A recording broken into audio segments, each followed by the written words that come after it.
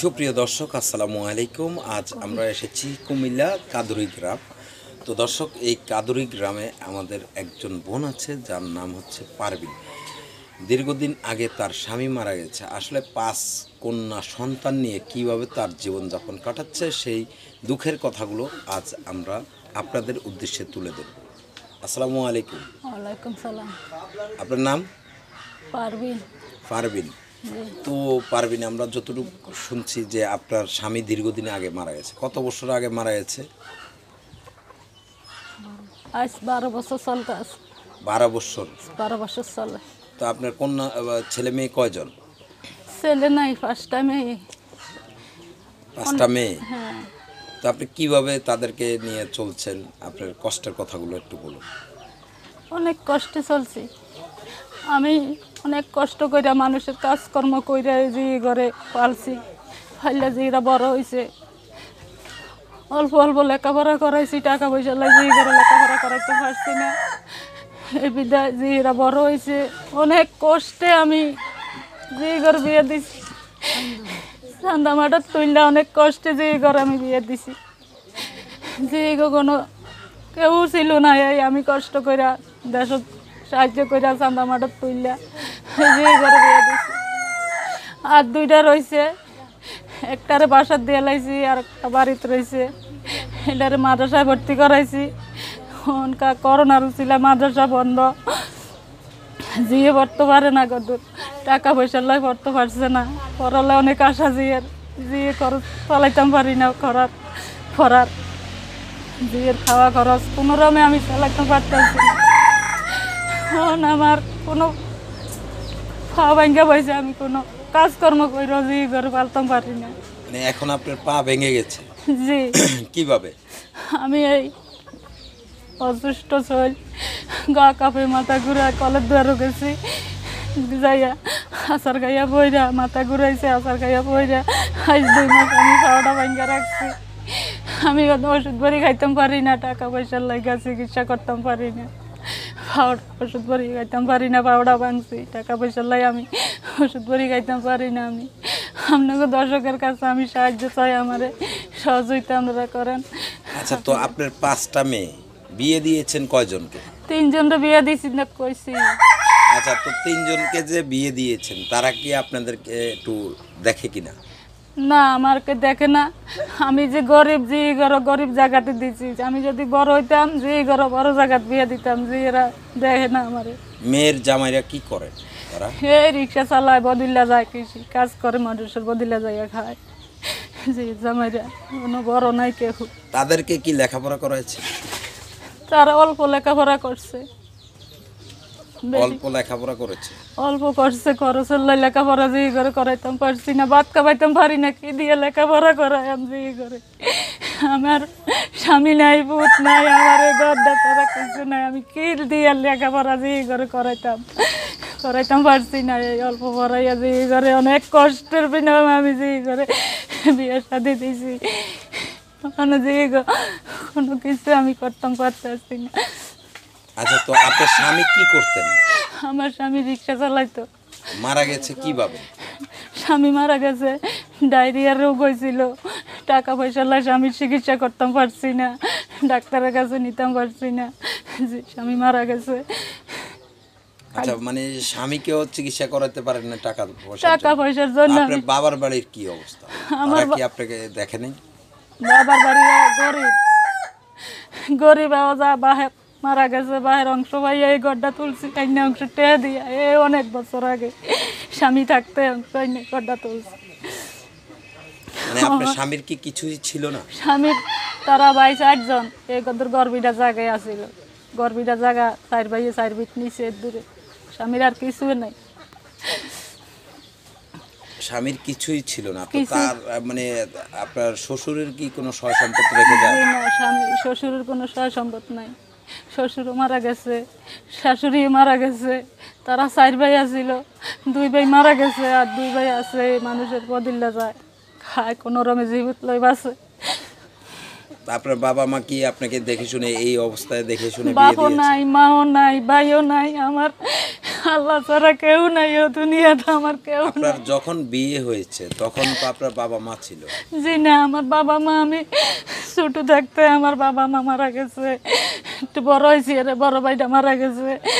এরপরে দুইটা ভাই আছিল, ভাইয়েরা অনেক কষ্টে আবার আমার বিয়ে শাদি দিছে, গরিবের কাছে বিয়ে শাদি দিছে। ভাইয়েরও গরিব, আমার বিয়েও দিছে গরিব জায়গাত।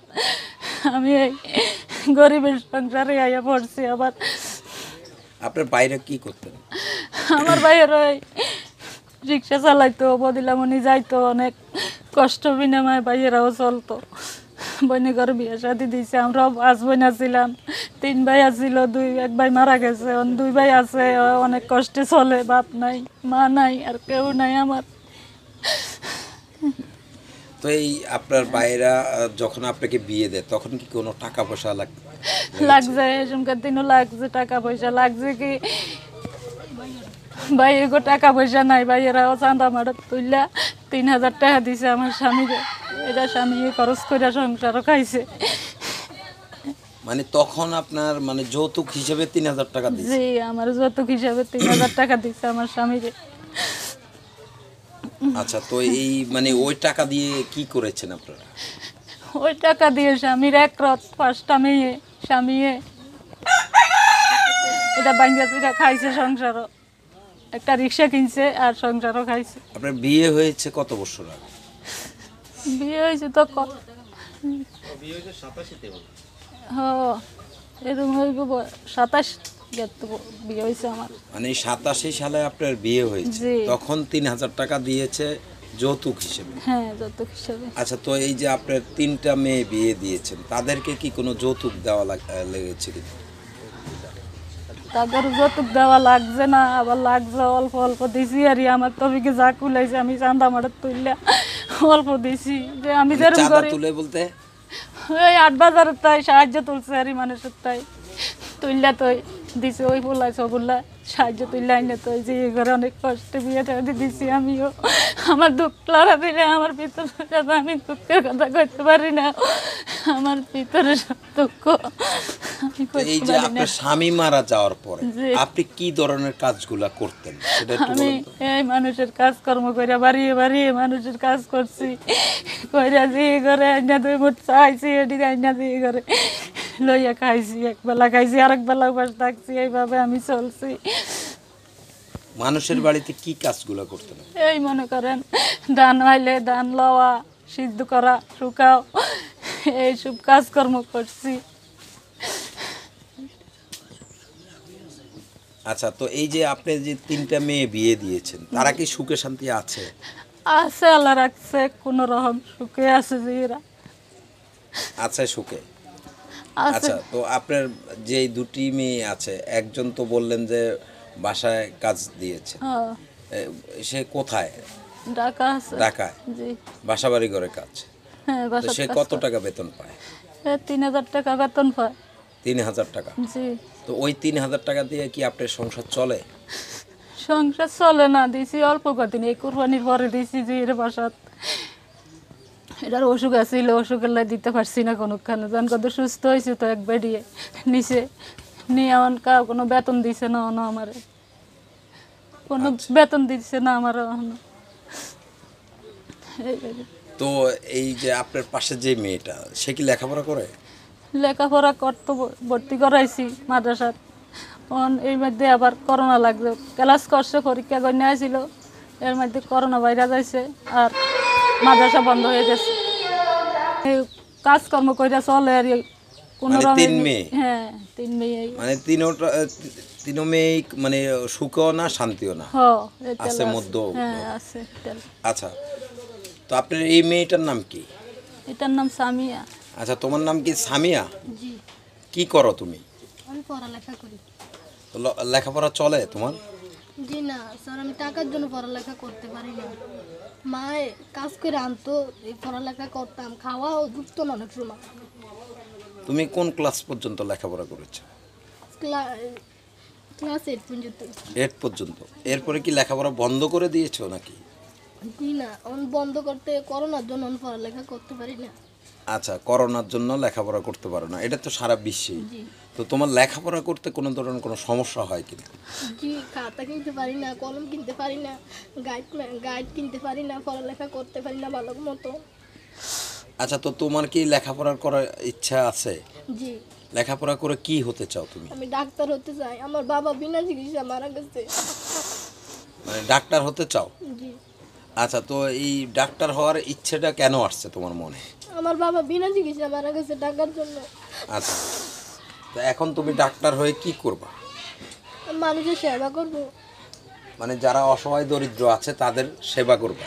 জি, আচ্ছা, তো তোমার কি আমাদের এই যারা দর্শকরা আমাদের এই প্রোগ্রামটা দেখবে তাদের উদ্দেশ্যে কিছু বলার আছে? তার কাছে একটাই আছে যে আমার একটু সাহায্য করতো। আমি লেখাপড়া করতে পারি না, ডাল ভাত একটু খাইতে পারি না। আচ্ছা, তো তোমাকে যে সাহায্য করবে তোমার সাথে যোগাযোগ করার কোনো ব্যবস্থা আছে?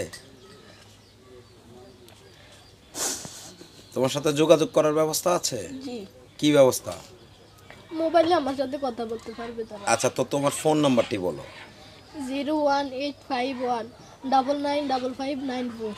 আরেকবার বলো। 01851995594। তোমার নাম? সামিয়া আচ্ছা, সামিয়া। তোমাদের কোন গ্রাম পড়ছে? কাদুটি। আচ্ছা, তোমাদের এখানে যদি ঢাকা থেকে কেউ আসতে হয় তাহলে কিভাবে আসবে সেই ঠিকানাটা একটু বলো তো। কুমিল্লা চান্দিনা দিয়ে আসবে। আসলে ওই চান্দিনা স্টেশনের ভিতরে যদি বলে রফিকের কাদুটি বলে তাহলে তারা দিয়ে যাবে সফিউল্লাহর বাড়ি। মানে এই কাদরটি তোমার সফিউল্লাহর বাড়ি, জি। এটা বললেই তোমাদেরকে দেখা দিবে? জি আচ্ছা, তোমার নাম বললে দেখা দিবে? জি, আচ্ছা, তো আপনার কি আমাদের দর্শকের উদ্দেশ্যে কিছু বলার আছে? আমার উদ্দেশ্য আছে, আমার আপনারা সহযোগিতা করবেন। আমার ঘর নাই, খাওয়া দাওয়ার চলার কিছু পথ নাই। আমার দেখেন আপনারা, আমার ঘর দরজা নাই, আমার টাকা পয়সা নাই, আমার কিছু বলতে নাই। আপনাকে কাছে, দর্শকের কাছে আমি সাহায্য চাই। আপনাকে মা বললা, খালা বললা, চাচি বললা, আমার যদি আপনারা সাহায্য করেন, আপনাকে দর্শকের কাছে আমি সাহায্য চাই। আপনারা আমার সহযোগিতা করেন, আপনার কাছে আমি সহযোগিতা চাই। আচ্ছা, তো ঠিক আছে, আপনি ভালো থাকবেন। তো দর্শক, আপনারা যারা এই পারবিন আপুকে দেখছেন, আপনারা সকলেই জানেন আমরা বিভিন্ন গ্রামে গঞ্জে যারা অসহায় দরিদ্র আছে তাদেরকে তুলে ধরি, এবং এই যে পারবিন আপার যে গড়টা, শুধু এই গড়ের জায়গাটায় আছে, এছাড়া তার আর কোনো সম্পত্তি নেই। তো আপনারা যদি সকলে মিলে তাদেরকে একটু সহযোগিতা করেন, সহযোগিতার হাত বাড়িয়ে দেন। তো দর্শক, আমি দোয়া করি আপনাকে লাগে আল্লাহর কাছে, নামাজ পড়ে আমি দোয়া করি আপনাকে আল্লাহর কাছে, আপনারা যদি আমার সহযোগিতা করেন। আমি দোয়া করি নামাজ পড়ে আল্লাহর কাছে, আপনারা আমার সাহায্য সহযোগিতা করেন, আপনাদের কাছে আমার অনুরোধ। তো দর্শক, আপনারা সকলেই ভালো থাকবেন, সুস্থ থাকবেন। আল্লাহ হাফেজ।